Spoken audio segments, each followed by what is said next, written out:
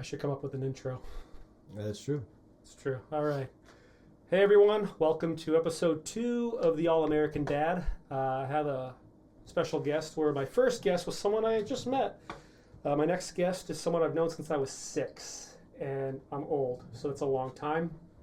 I'm not going to give you all the digits, so you can't do the math on that. I'm 37. But yeah, my friend, my buddy, I've known him for a long time, but I'm excited to kind of dig in this conversation and prove that no matter how much you know someone, you can always go deeper, and some really cool things. So please welcome my guest, Andrew Goulet. Yes, sir. UPS extraordinaire. Also known as Drew. Drew. Yeah. We'll go with Drew. Most people call me that. Most people do. Yeah. I stick with Andrew because I've known you since kindergarten. I know, that's what the teacher used to call me back then. Now I sense the yeah, we'll go with Drew. The basic premise of the show is to get to know someone, find out their story, because my new catchphrase is there's no such thing as an uninteresting person. You just got to ask the right questions. Yeah. I'm not saying I'm the only one that thought of that, but no one told me that. I just discovered that. So I don't know if I can trademark the phrase, but hopefully. With that said, tell me your story. Well, hopefully I'm interesting. I don't know. But my story, starting from young. From young. Yeah. I met you in... Oh, yeah, so kindergarten. Yeah. So we went to kindergarten together. We went to private school together. And it was actually, what was it? So kindergarten, we were what, 5? I was 6. 5, 6, something like that. And we're the same age, so yeah, you got a month on me. Oh, okay, yeah. So that's when my mother passed away. So she passed away when we were going to school together. That was, tough. I imagine. Yeah, that's what my wife tells me today. That's probably why I have all the problems I have. But well, I mean,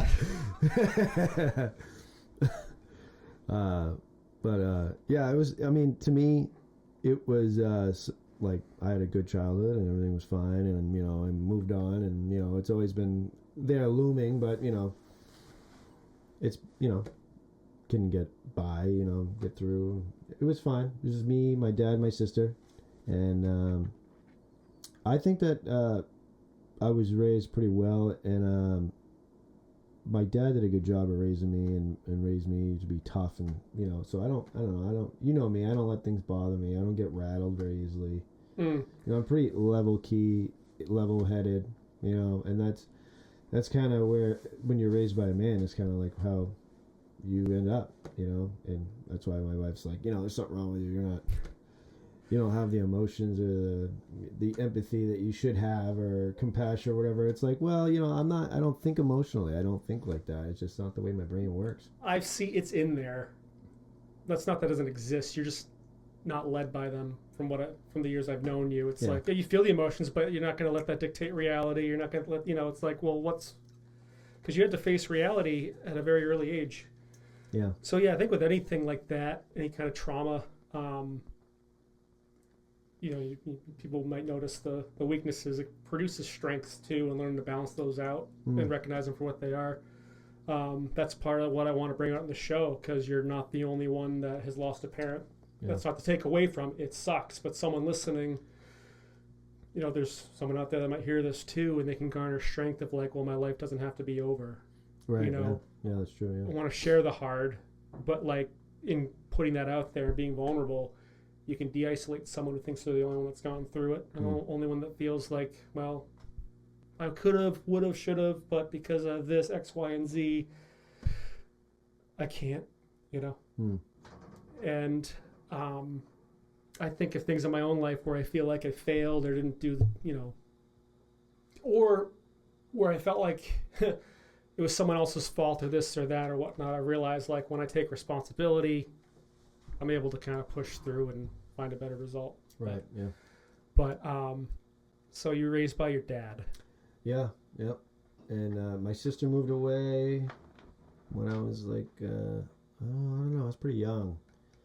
She went to California. She went to a ministry program. I think you knew about that, yeah. So she went to, I think, she was a teenager. She had to be. She was a teenager. I was probably, I don't know, 11, 12. And she lived out there for, 8 to 10 years. Kind of, I don't remember exactly. I was still kind of young. But so it was just me and my dad most of the time. And then she eventually moved back, got married, had a family, whatever. Yeah, she actually lived with and volunteered at the BADD program, BADD. It was Born Again Delivered Disciples program. No. Where they did community outreach, and they went on Skid Row and cleaned houses and watched kids and raised funds and did charity programs and got food and cooked and all kinds of stuff in some of the scariest part of California.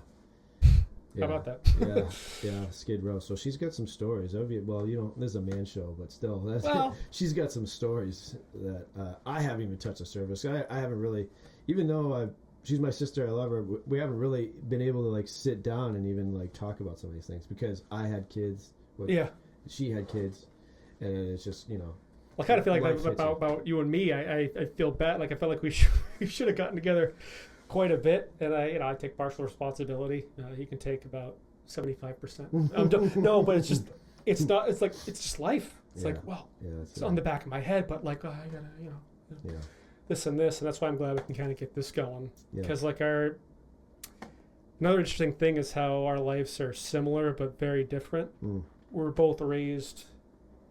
I was raised in the church. We're both raised believers. Yeah. You didn't have a similar normal, what you considered American Christian experience, but you were raised by, in a believing home. What was that like in life? Yeah, it was good. I think that I needed it. I think that's what everybody needs. It was good. And he was pretty strict early on. I think it wasn't until I was 16 that he actually maybe relaxed a little, but it was all the way up until that age. It was what I say goes on, and it was he ruled with an iron fist, let's put it that way. You know what I mean? So it's you say something stupid, you're gonna get a smack, and but I needed it, you know what I mean? And I look back at it now, and that's the way that it made me the man I am. So well, it doesn't seem like much resentment for the right amount of iron fist, because I look at you guys, the similarities is probably not your only best friend, but definitely do you consider him to be one of your best friends, your dad? Yeah, he's a great guy. Sure do. Yeah, I mean, I still take care of him now. So. As in my dad, but also your dad. That's the other interesting thing with your dad, because another thing I want to say on promoting this podcast is if you don't want kids, can't have kids, or if you're beyond those years, you can take someone under your wing, and a strong male influence can help redirect someone's path from the path of literal destruction to something productive and amazing. And I've witnessed your dad, and to some degrees with myself, spiritually speaking, take a lot of people under his wing and be a father figure to a lot of people. Yeah. What was that like growing up? Because I know he's taken in quite a few people, literally, right? Yeah, so my whole childhood, ever since I can remember, real young, there's always people living with us. He's always taken people in. He's always fathered people. He's always been there for people, help people. And he's passed it on to me. I still do some of that. My wife wouldn't let me have anybody live with us, but I wish, I would let people stay and live. I'm all about helping people. But we always had people living with us. My entire life, all the way up until I was in my 20s, there was people living with us. Which I think, because I remember, because we went to school together, 6th grade. It was kindergarten through you went there through 2nd grade. Then you went to a different school. Yet I was the only one that we just never lost touch for some reason, which was cool. Yeah, and Josh, but you guys were really close then too. You'd hung out, outside of school there. Yeah. Where we had the occasional hey, you want to come to my house, Yeah. But then I think I was 15 or 6, might have been 16 or 17. I wanted to get a computer. My dad was like, "Why don't you just ask Ray to build you one?" I'm like, "That's a fantastic idea," because he's like a computer extraordinaire. Right. And then I bumped into you then. Yeah. And I'm like, hey, kind of kept in touch a little bit. But then I started, because I was raised in church, in the buildings, we did quite a bit of church hopping too. So I get to see it all from congregational to Assemblies of God, right. Some Word of Faith in there, and all the different denominations. I got to I got to experience it all, which had its pros and definite cons. But I remember I'm like, neither kind of had to be more to the whole story. And I just kind of had this inkling that your dad might have a bit of a clue of that. And that's when I started talking to him, and again, took me under his wing spiritually and showed me, I'm like, yeah, there's this whole God thing. It's not just a punch a card on a Sunday. It's a lifestyle, and it starts with abandonment. Right. Like, that answered the questions of why Christianity works and why it doesn't work. It's a way of life. It's not a thing you do, you know? And it's funny, over the years, things he'd say, I'm like, oh, that's why he said that. Oh, that's what he meant by that. Yeah. You know? And even to this day, I'm like, having these epiphany moments, you know, and understanding the patience he showed, I'm like, dang. Yeah. Shows me love. It's the guy emanates love. Yeah. Oh, yeah. And, like, sometimes it's tough love. Yeah. So I never got the backhand, but I got the verbal, like, whipping in the good, because I needed it, because I was just, you know, he just told me what I needed to hear. And was never afraid to do so. Yeah. I think even now he's still, he's not really like that anymore. I think that he was trailing towards the end of that now, where he's not really like that anymore. I mean, that I've seen or noticed.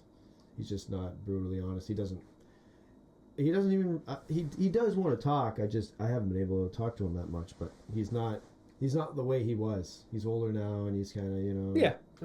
He's more relaxed and just, you know, just does But still, to this day, it's funny how he'll say things that he's told me 10, 15 years ago, and then he'll say it, but, like, I just have new ears for it. It blows my mind. Like, how many people have it just...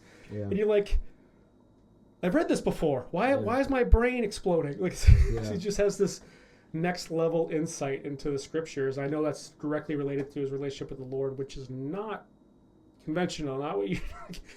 You know, it's like this nearness, and I definitely, you know, I know he had an interesting salvation experience. Not typical, which hopefully I have him kind of share some of those details, but he stuck with it, and it's like, it's his commitment and his relationship with the Lord just emanates, and it just kind of opens doors to understanding, because you're understanding the person of Jesus, not just a concept or a good or bad thing. You know, it's the person we can know on a deep level, and you're created to know him. And he's been spiritual father for many years, but... Well, if you ended up interviewing him, it wouldn't be here, because he can't go down those stairs. I'll find it. Maybe on the perch. And you'll know what I mean by that, the raised perch. It's you could bring your stuff to him, But here's where I'm going to practice my editing technique, because I want to make sure that this is still recording. Okay, we're good. Yep. All right, so upbringing, I remember you're actually an entrepreneur at age 17, I think it was.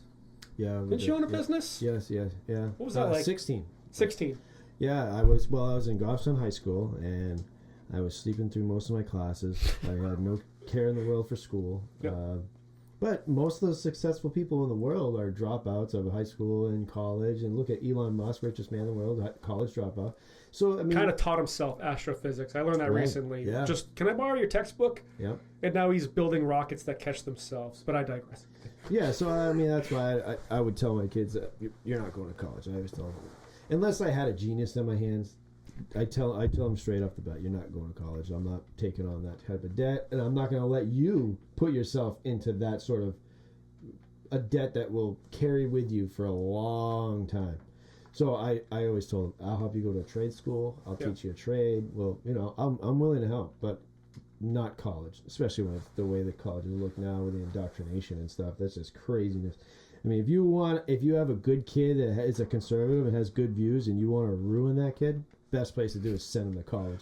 Or that one chance that they sharpen their skills, but do you want to roll that? Yeah, I hear you. I hear you. So I've always told them, no, you're not going to college. And so I don't think my dad said that. The only thing that he really said is, over my dead body, will you join the military? He was in the military. Yeah. So that was one of the things that he had like a hard no to, is the military. Which I think it was just because of the way that they treated him, and he had a bad rap. Maybe when you interview him, he'll tell you why. But it was he was Vietnam era too, right? Or was it after or I around think that time? it was era, but I think it was way after. So he went in the 60s, 70s.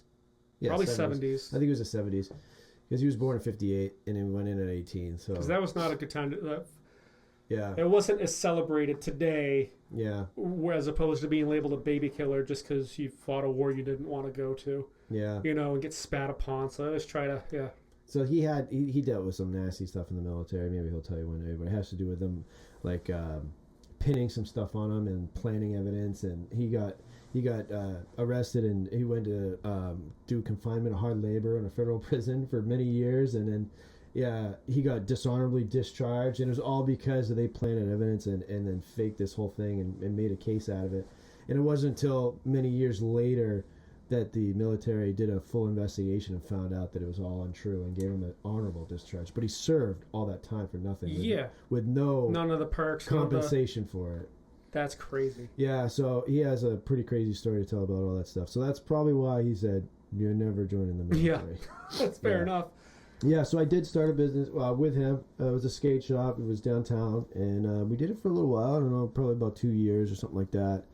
But it was hard as a teenager. I was running it myself. He would pop in and out, but teenagers just want to have fun. So it was probably a bad timing on both of our parts. I probably, maybe it was a little older. I might have taken it a little bit more seriously, but I would lock it up and go skateboard because I was a skateboarder. It was a skate shop. I wanted to have fun. That's one of the things I want to say because of I followed the trend. I was like 12 or 13, school. I'll be the skate kid that couldn't skate because I'm like, I understood.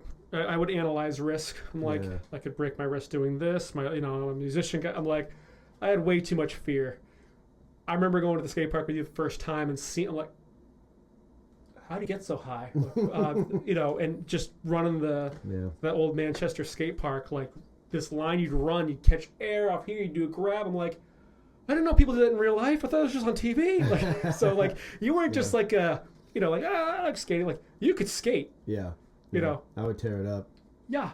Yeah. In fact, I think it was only I want to say 6 years ago, I had my skateboard with me one day, and I had I had one of my kids with me. It might have been Andrew or something at the time.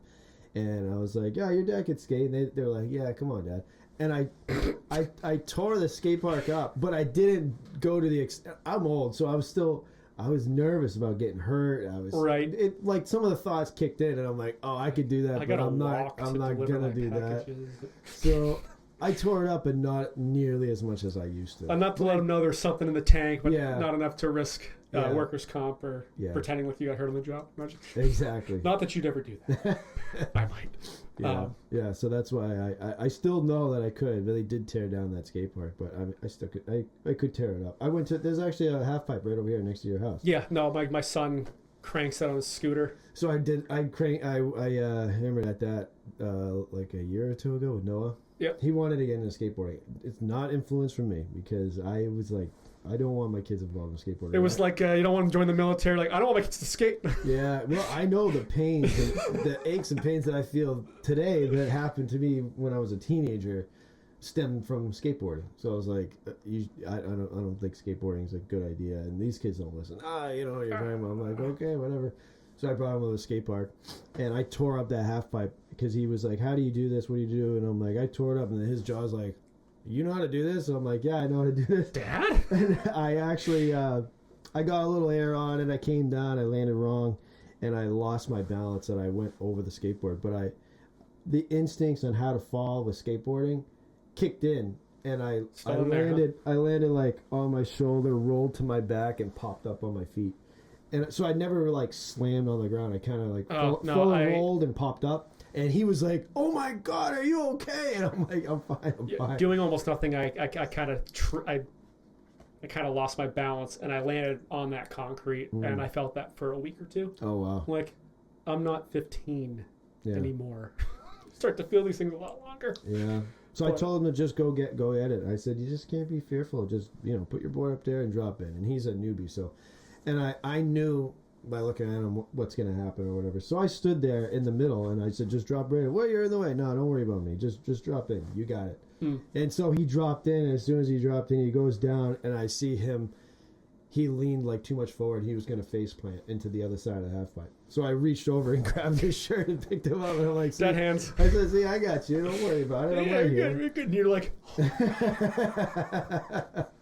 like just averted the emergency room and or the urgent care. Yeah. Just missed it by that much. But I knew what would happen because I remember being like that kid trying to jump. I knew what was going to occur, and I was there to catch him. Yeah. So I grabbed him, caught him, and everything's fine. But yeah, the skate shop. Yeah. So I did that for a couple of years, and it was just I was probably too irresponsible for it.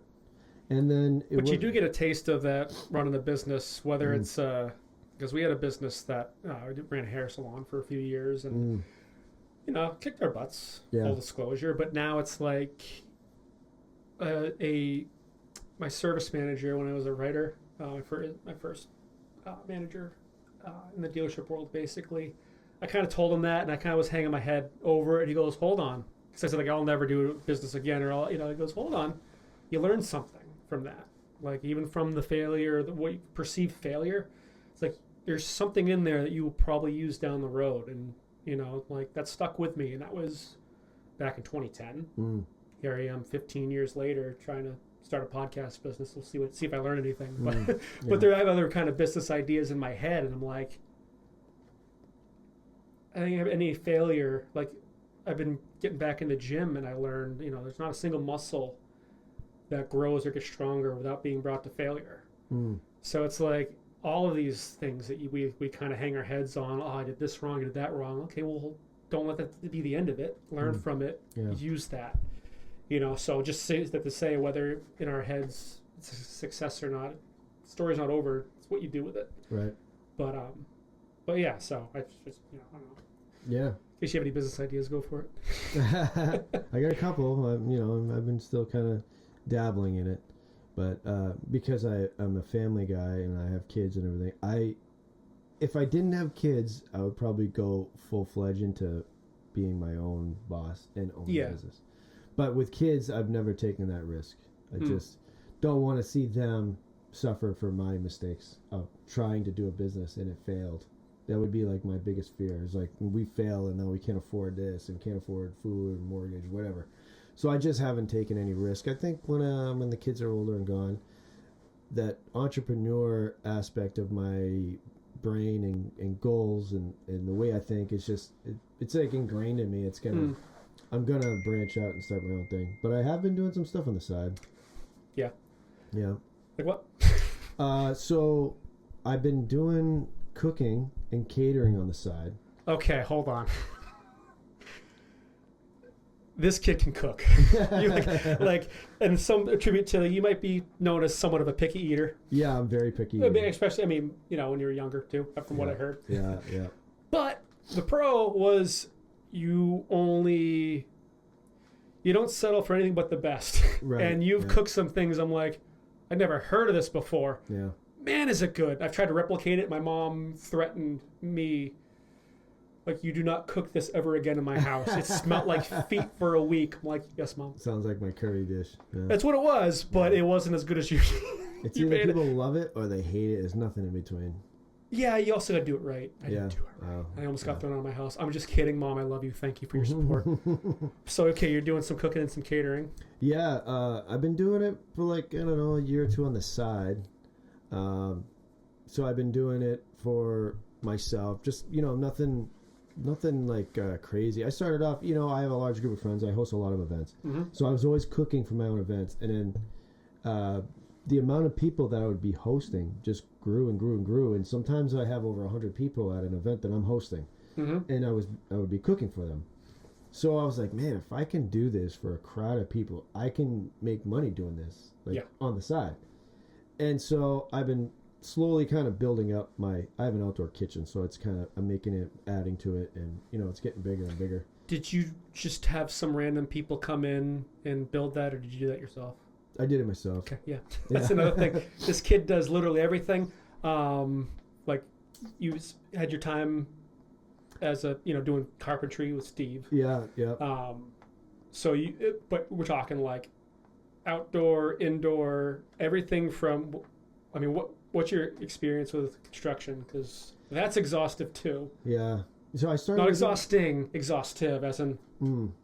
I broad started spectrum. with him when I was like 15, and I was still in school. I would kind of work for him on weekends and night, like after school, or even skip school, work with him, and So I started off young, 15, and then I stayed with him for a while, and then he would be slow and wouldn't have work for me, and I would work for someone else. I would work for a sheetrocker, and then Steve would get busy again, and I'd work for him. And we were kind of like an all-arounds carpenter. We weren't specific to one thing. Mm-hmm. We worked at union jobs down in Mass, and we worked regular people's houses. Some old lady just needed to redo her floor. So, I mean, we've done full guts, full remodels, top to bottom. Yep. So we went to a house, and we fully gutted this house, and it was a flip. Some guy bought the house and wanted us to gut the entire thing down to studs, and we did everything. And then we got done. He paid us, and he sold the house.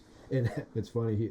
The very next week, the guy that bought the house went on vacation right after he bought the house, and he got a phone call when he was in. I think it was. I don't remember where he went, Florida or something. I guess it's irrelevant.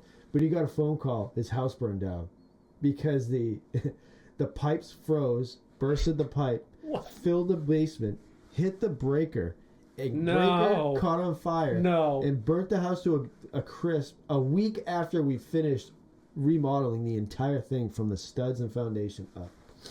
Yeah, all that work. Yikes. We got paid for it, but still, that was a lot of work. Oh, man. That just went down the drain. Yeah. Yeah, I'll never forget that. But you gained experience doing it. Yeah. No, but then I've been in your house. I remember going there in first or second grade. And then more recently, probably a few years ago, but it looks a little different. Yeah, yeah. So you're able to take those skills and put it in your own house. And it's not, there's DIY, which, you can tell, but it's just... Yeah. Like you're outside the grill, the whole area, the patio, the just social gathering area you create. It's amazing. Like you would have expected that. Yeah, you brought, had some ideas, but you brought a designer in and the crew came. Like no, just it was a Tuesday for Andrew. I'm bored, huh?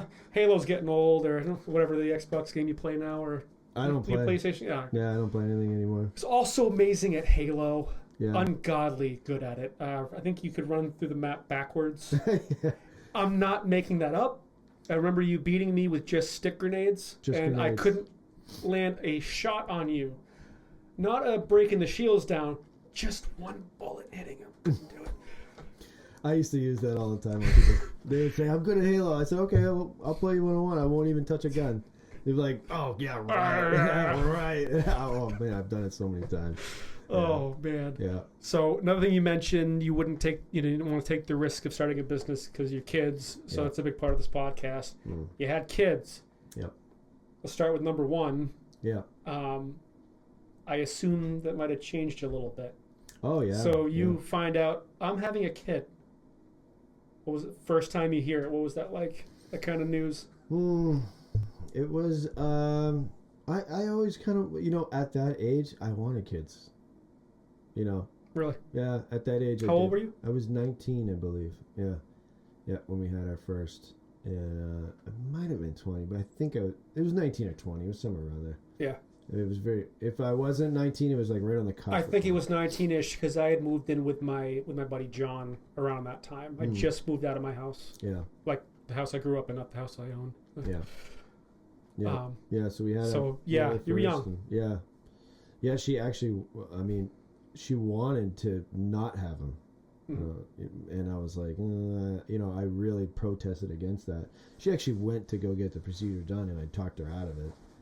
Yeah, that was we almost didn't have him. Yeah, wow. Yeah. So I mean, I'm not gonna lie. I remember that. Yeah. And I remember the look on your face and the devastation and just the reality and the weight of it. Like, yeah, it's a real being. And it, I remember saying a few prayers and. The crew, with your dad and the fellowship really praying into that. And I just remember hearing the good news that didn't go through with it. And then what was that like? So from anywhere from then to, okay, here's the baby. What was that like? It was, it wasn't too bad, I guess. She couldn't figure out a name, and so we named him Junior. But I actually legally never changed my name to Senior and changed his name to Junior. Oh, okay. So we have the same exact name, but I'm not a senior and he's not a junior, and it really, like, I don't know, it screws things up. I don't know how the whole thing works. Yeah, you're supposed to go and get it fixed, and I just never did. Yeah. So he's technically not a junior, and I'm technically not a senior, but it's only because we couldn't settle on a name, and she just would not accept any name. So, but yeah, he's a great kid. I haven't seen much of him lately. Actually, he didn't join the military, did he? No, no military. I don't know. He became a teenager, and I kind of saw less and less of him. Yeah. And then I would say it's like the last 2 months I've been texting him and calling him. He hasn't answered. My wife said it's because he has a girlfriend and he's involved and he doesn't want to not be with her for a weekend to come here. So I guess it's a teenage Does thing. he live a little farther away, or is he? Yeah, Pelham, I believe. Okay. All right. Yeah, he lives with his mother. I remember kids starts growing up 5, 6 years old, seeing him. I'm like, yeah. Did I just go back in time? Because it's like it's a spitting image. Yeah, he's tall. So like it looks just like you. I haven't seen him recently, but I remember asking your dad. I'm like, is it kind of like is it anything like with Angie? He goes, it is like going through it all over again. Like and it was a good. It was just like get to relive it again. He looks just like me. Yeah. Yeah, out of all my kids, he looks the most like me. It was frightening, like in a good way, but I'm like, flashback frightening. Like, did I just enter the space-time continuum wherever that doorway is and go back in time and see, like?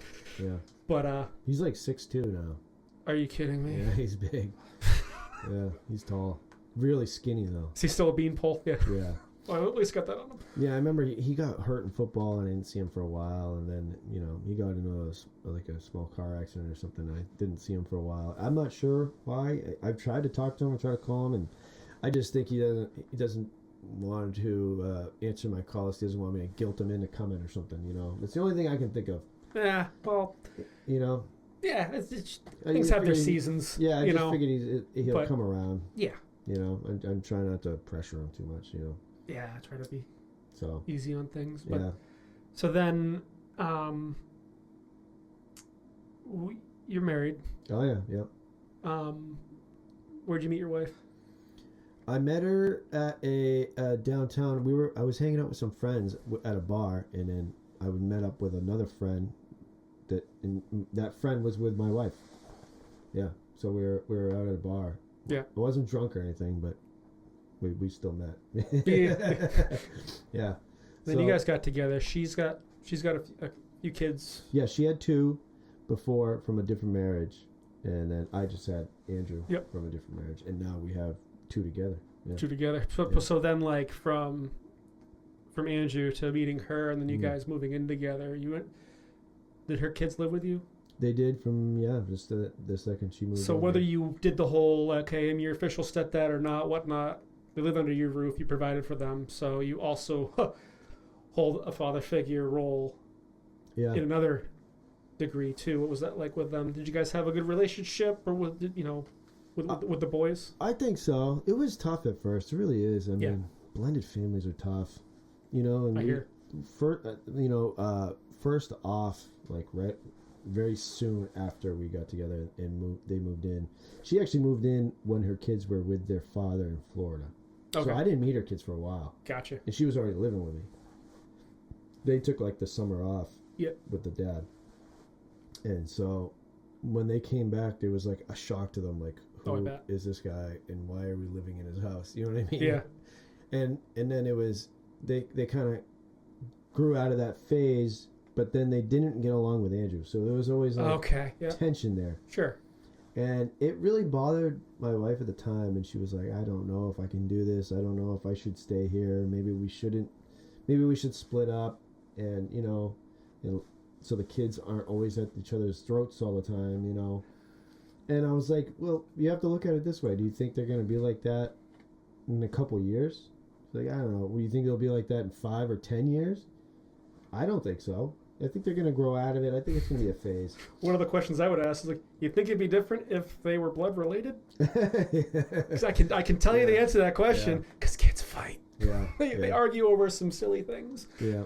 And I know this from experience. Yeah. From being one to also being a dad and listening to it and like, guys, it's not earth-shattering stuff. Relax. Yeah. You know. Yeah. So it's like, but that, I mean, that's kind of, it just shows like as parents, like everything carries a weight. That was one shock when I had my, first kid on the way and okay, baby pops out. Reaction number one, Mom, I'm sorry. Dad, I'm sorry. I had no idea what you guys went through for me. Like just from day one. But also the vulnerability.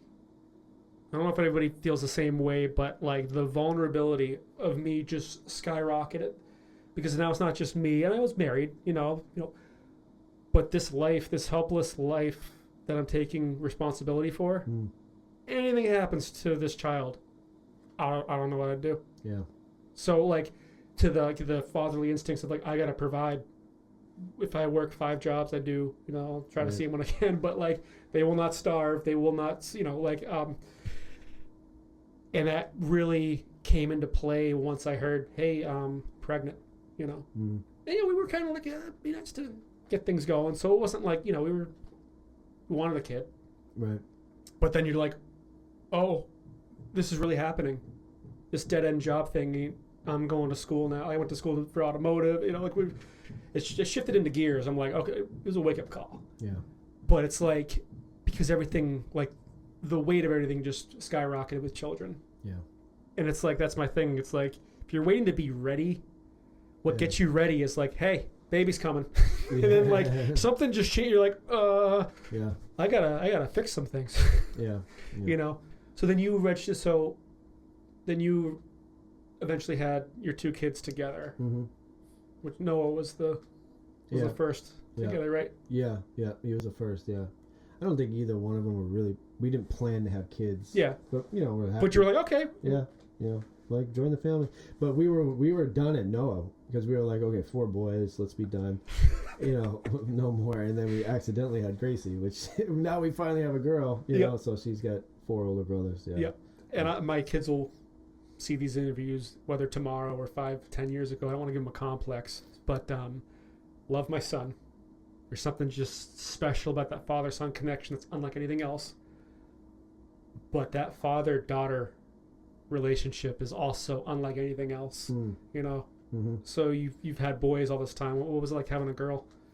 From like, hey, you're having a girl to like, oh my gosh, here's a girl to like, okay, cute pigtails and what's the differences? I actually feel important for once. That's the difference. Really? Well, because the boys never really kind of cared, or they always geared toward their mother. Yeah. And women they're always catering to kids, especially the boys. There's just like. Oh, yeah. So it was kind of like I had a back seat the whole time. Like, is anybody gonna care about me around here?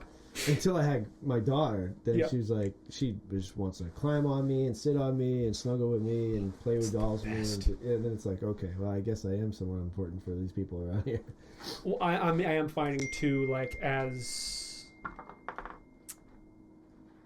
I'm gonna fix that someday.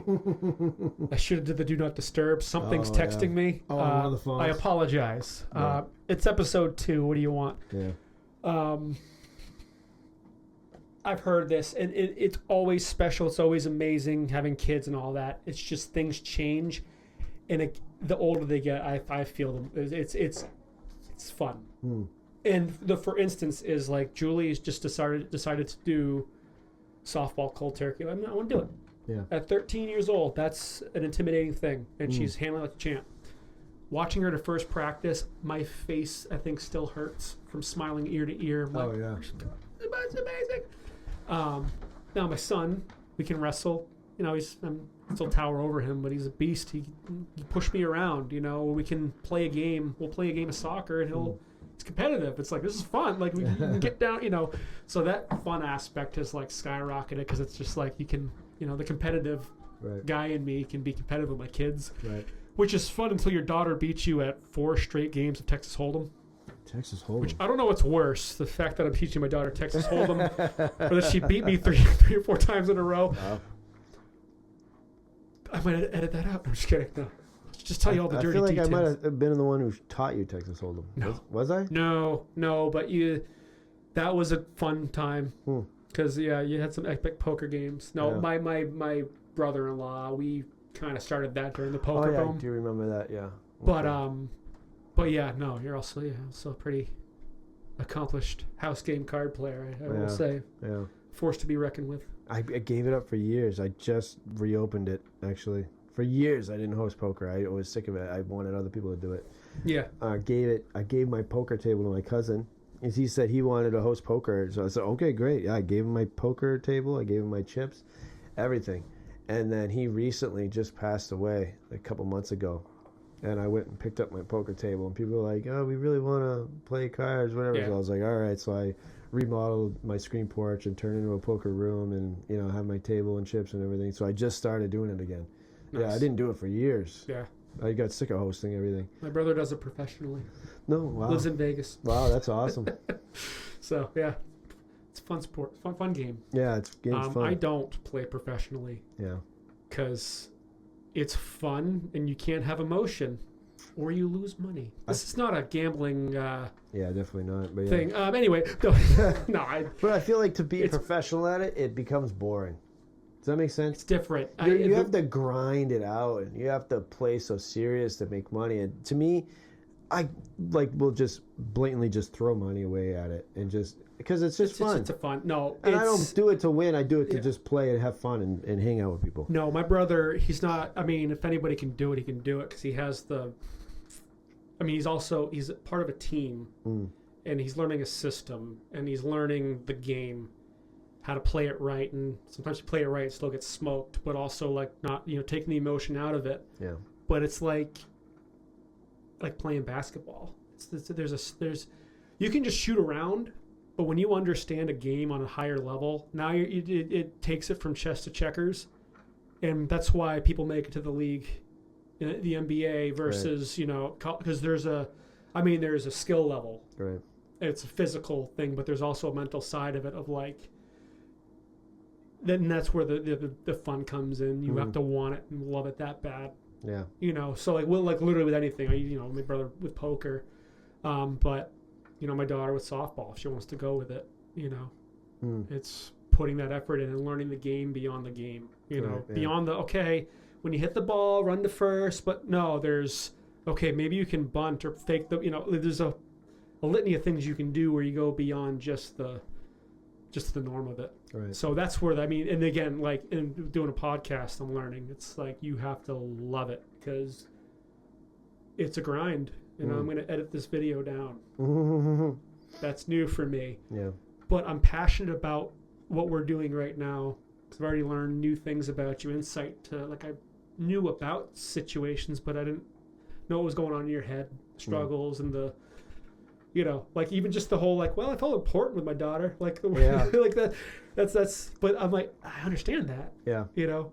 But I'm passionate about these conversations because guys tend to keep it all in, or if they share with the wrong person, then it can get they don't understand.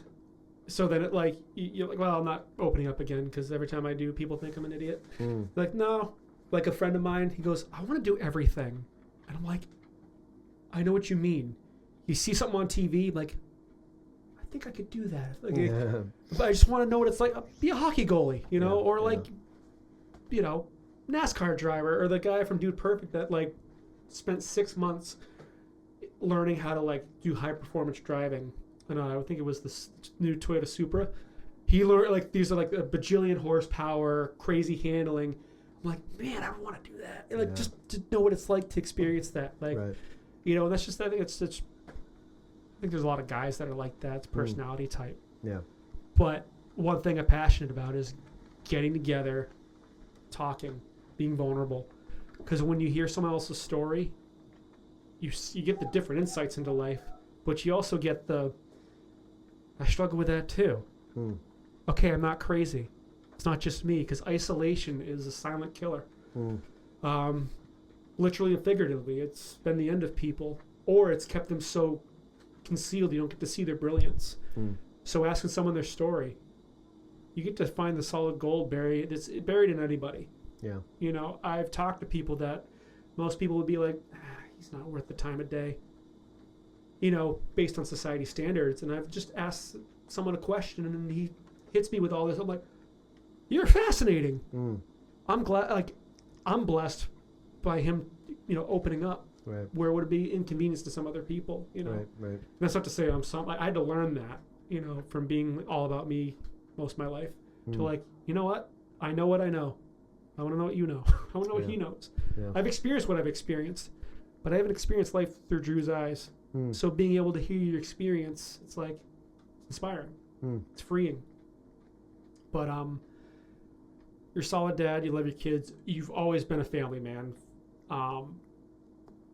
You're running for school board. Yeah. And I don't want to say it seemed like on a whim. It seemed like something triggered that.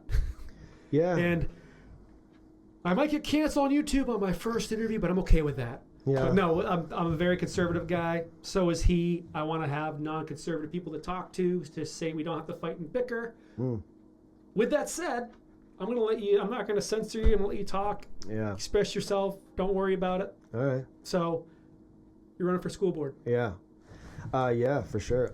So my town isn't too bad. It's not too liberal, or it's not too much Democrats. But they are taking over, and they were taking over. Where it's like the conservatives probably outnumber the liberals in the town that I live in, but the conservatives and the Republicans aren't running because we're the working class. We're working.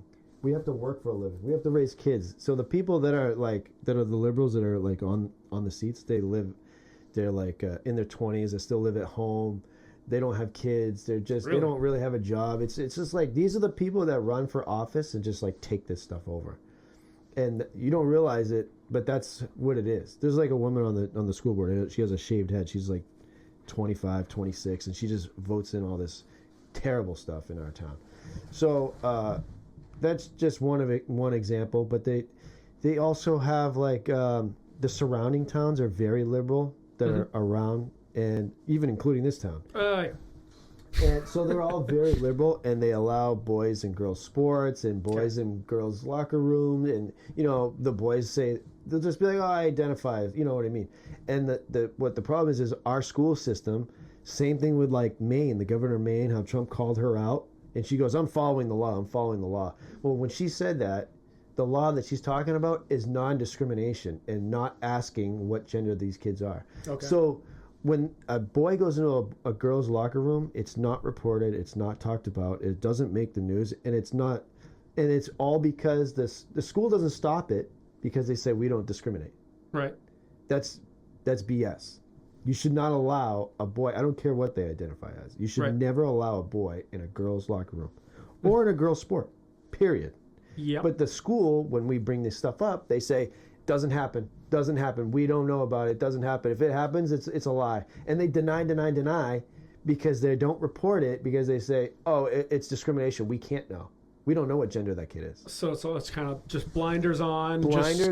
Absolve myself of responsibility. And meanwhile, I try to talk about this stuff online, and I try to talk about it to people in town, and they're like, there's no report of that. You don't know what you're talking about. You are a far right extremist. Well, it's like, no, I'm not. I'm just trying to bring back common sense. Like, keep the boys in the boys' bathroom and the girls in the girls' bathroom, and let's keep them in their own sports. It's that simple. Common sense. And when I try to bring this up, they go, show me the proof. It's like there isn't any because these liberals are hiding the proof. Gotcha. They say, oh, it's non-discriminatory. We can't ask these questions. We don't know that kid. We don't know what gender that kid is. We don't know, and we're not asking. As far as we know, they're going in the correct bathroom. In your opinion, why is, like, we'll just go with, boys, biological males playing in female sports, especially at age, 13 and up. Why is that a bad thing? Because it's unfair to the girls. It ruins their rights. So the girls, as you can see, there's like the Olympians that lost their medals. There's people that lost their scholarships. Poor girls lose scholarships because these boys beat them in these sports.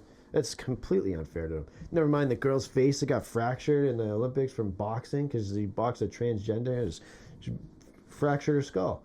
So it's just not fair, it's not right, and it should not be going on. Someone playing, I remember a famous clip on making the rounds of the girl eaten a ball to the head in volleyball. Oh, that too. And it's like, I think I got to double check, but I think she's got long-term damage from that. Yeah, it was brain damage. Yeah. Yeah. She was at the speech that Trump gave last week. About, Okay. Yeah, she was in the stands.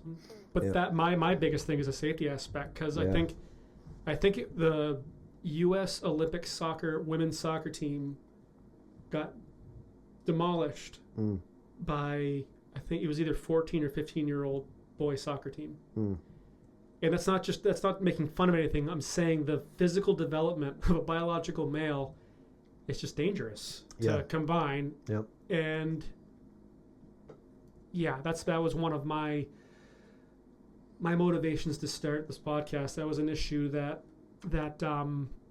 motivated me. I was going to go politics, but I'm kind of veering towards fatherhood. But I mean, trying to create a society that's best for my kids, that's part of it. And that's a buzzword, the transgender word. This isn't that because they can feel isolated and feel like I don't care about them. That's not the case at all. I care about everybody. I want everyone to have the best and all that.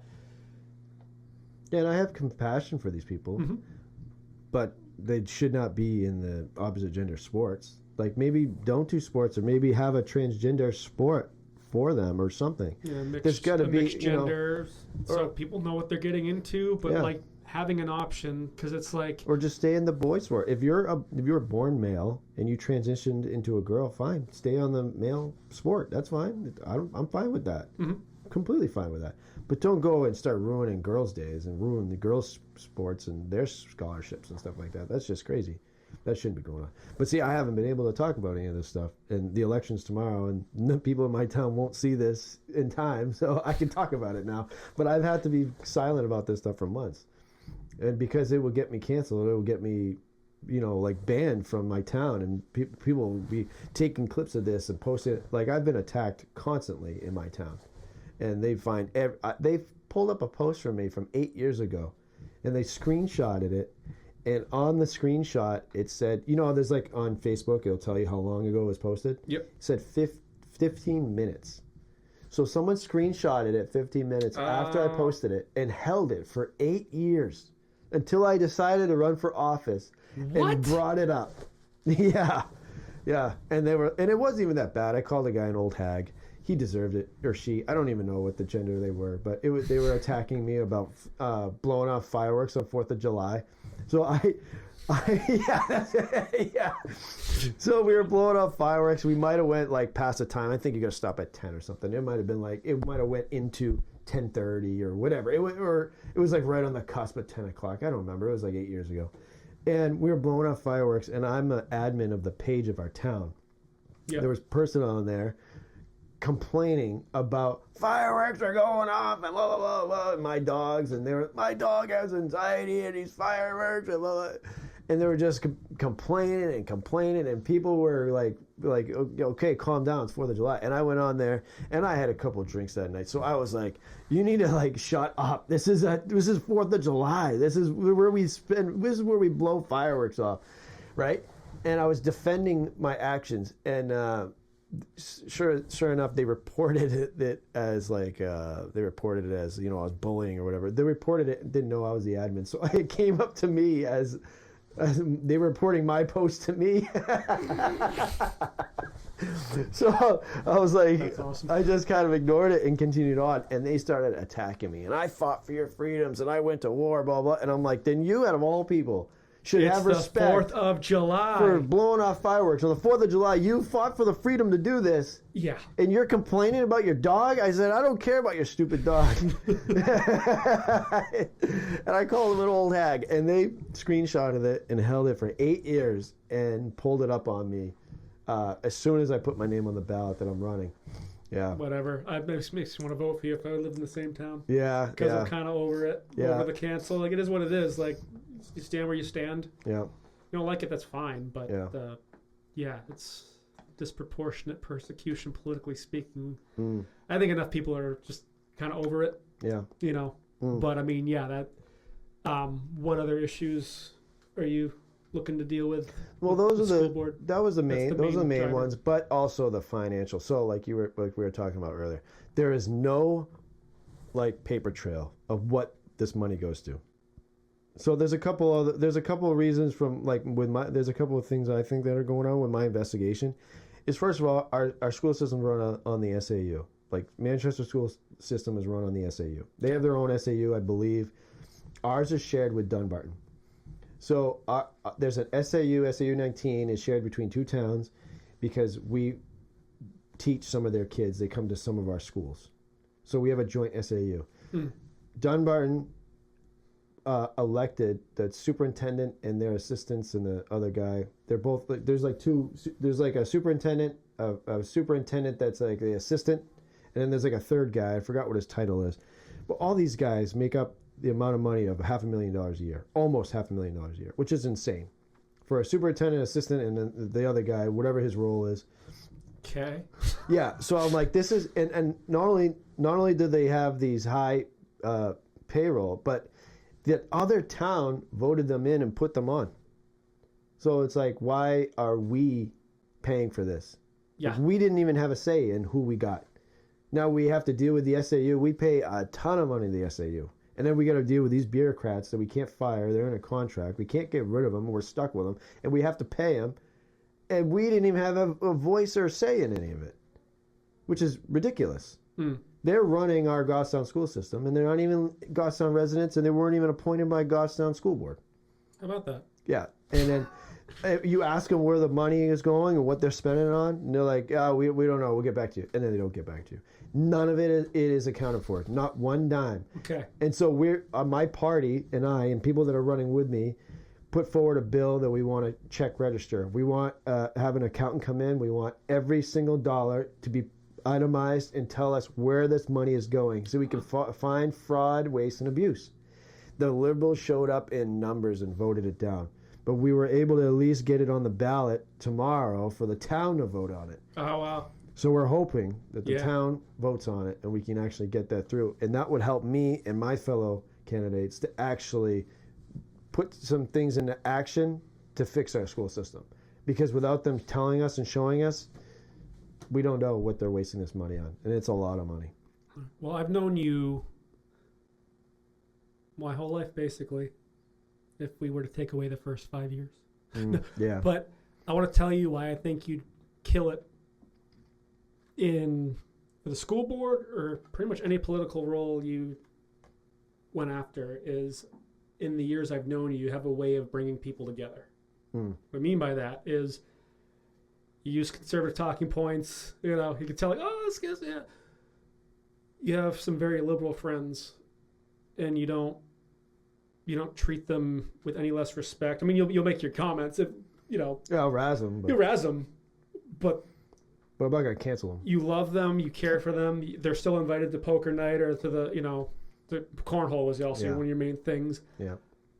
You're like, I don't know if there's a better word for this, but like you're like a nucleus in terms of social gatherings. Like you bring people together from all walks of life. It's like, if you're cool with me, I'm cool with you. As long as you're cool with all my friends, like come on down. Let's have fun because we're all human beings. Yeah. And that's why I also think you make a great business owner. You have a way of bringing people together from all walks of life. Yeah. And you've always been opinionated. But you'll listen. Yeah. Just you might want to have a better opinion than his and get it across. Or you won't convince them. But my point is you'll listen. Yeah. You're not like, No, yeah. that aggravates you. And people are like that. So I'm like, those qualities, and also, being a solid dad, a family man, one that cares, that you're not going to think as a 19-year-old living in their parents' basement. You're thinking for the everyday American, I'll say, in your town. Right. What's best, you're thinking of what's best for everybody so everybody can succeed. Right. And I believe that. Yeah. Some of our talking points might make people think otherwise, but we'll see what happens. Yeah. I should use a VPN. And yeah, I definitely can bring people around, and I can be around people that don't agree with me, and I'm good at it. And but I will razz them, and I will mess with them, and I will poke. You know, I mean, that's the way I am. But I'm hoping that we could all laugh it off. Yeah. You know what I mean? And if they don't laugh it off, then I'm like, well, I probably shouldn't be around that person, because I like to poke people, and I like when people poke me. You don't mind being poked. That's where it's okay, because you like bring it. Like, you're not doing it to, you know. Well, maybe to aggravate them a little bit, but you're challenging people on, okay, this is what you think. This is what I think. This is why I think it's stupid. Prove me wrong. What's wrong with that? Yeah. And if your only answer is like, I don't want to talk to you, or you're a bigot, you're a this, you're a that, well, that's not even an argument. Yeah. You're just throwing an insult. When you're not you don't hate the person. You're not challenging the person. You're challenging the idea. Right. Prove me wrong. Yeah. Just tell me. You know, we had a disagreement about state inspections. We're in New Hampshire. They're trying to get rid of them. I come from the dealership world as in service background. From mechanic to service writer. I'm like, that's a bad idea, because I've seen what people try to drive. And then you explain, well, if it gets shot down, the next thing is to try to bring down the bureaucracy of all the crap they try to fail you for. I'm like, that I can get behind, because it's stupid. Yeah. In New Hampshire, the stuff they try to, all the rules, and the technicians are like, this is dumb. Yeah.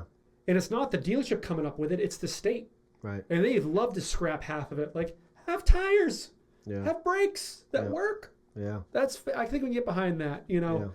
So it's like I was completely opposite, and just by listening to what you had to say, I'm like, oh, okay, I see that, and I hope to talk to friends on the left, have them on the show, and listen to them, because we don't have to fight. When you take all the nonsense of what the media tries to, how they try to pit us all against each other. When you throw that aside and have a one-on-one conversation like this, I find I agree with a lot of people on a lot of things, because we're all humans that want the best for each other. Yeah. We have different ideas on how to bring that about, and if we listen, we might adjust the way we see things and kind of get the best result for everybody, and I'd like to see that. And there's certain non-negotiables, like the boys competing in girls' sports. I'm not a fan. Yeah. We discussed why. Government that doesn't want to be checked and doesn't want accountability for where our tax dollars goes, that's a red flag. I want that dealt with. So, I can get behind that. If you have a problem with that, then I got a problem with that. That's, you know what I mean? But I had a coworker in 2015. I was working at FedEx at the time. And he was a truck driver. And I went to school, they don't know this, but I figured I'd throw it in there now. I went to school to get my CDLA in 2008. So I graduated from a trade school to get my CDLA, and I worked for Conway Freight for a while, and then I worked for the mail. I did some postal carrying. And then I went to FedEx Ground, and I was hauling for FedEx Ground. At the time I was at FedEx Ground, I think I had like 9 or 10 years of experience. And they said, we're going to have you ride with this kid tonight. And he's kind of new, but he's just going to kind of show you the places that you're going. And I said, okay. So I rode with him all night. Good kid. We hit it off. And I got his number. And when we got back from working, the boss was there. And he wanted to check in on me. And he said, so he goes, how did it go? I said, yeah, it was fine. And he looked at the kid that I was with, and he goes, so what did you learn? Because I had all the experience, but he was supposed to train me. And so ever since then, we hit it off. I got his number. I still hang out with him to this day. We've been really close. In fact, I ended up dragging him to UPS. He's been working at UPS with me now for the last 6-7 years. So I originally, getting back to the point of the story, he was a Bernie supporter. Yep. So talking about being out there, I can get along with anybody. Yeah. And now he would never even think about voting for Bernie or any Democrat. It's because the way when people come around me, and I poke and pry and ask questions, I rub off on them, and they realize, okay, I must have been like out in outer space to think that I should vote for Bernie Sanders. You know what I mean?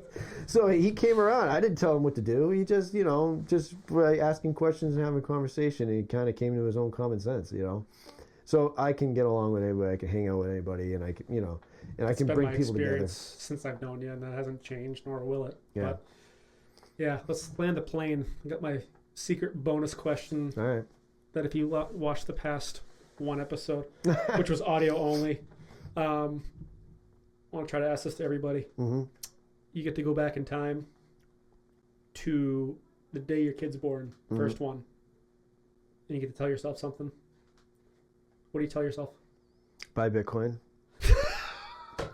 And don't sell it ever. Well, you could sell it under Trump's first presidency. I think it hit 100,000, but That's fair. Okay. yeah. Well, I mean, that would have an impact. Yeah, back then, oh my gosh, that was '09. It was, I think it was like $50 a coin back in I '09. think your dad wanted that. I could when look it it was up. 10. I could look it up. I think it's $40 or $50. I'm almost positive. It was $40, $50 a coin back in '09. Yeah.